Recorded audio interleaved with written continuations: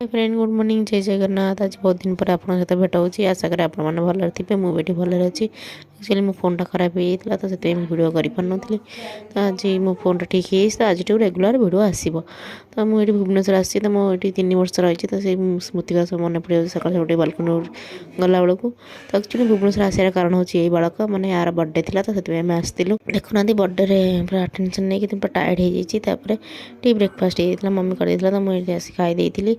खाई सारा पर जहाँ सब बर्थडे सब मिलता गिफ्ट रे सब खोला खोली कार्यक्रम सारी टे टाइम ना बोली मुझे एडिटिंग करपानी। बर्थडे लंग भिडियो फंक्शन भिडियो पकेबी दी 4 दिन भितर पकईदेवी एडिटिंग करी आप देखिए।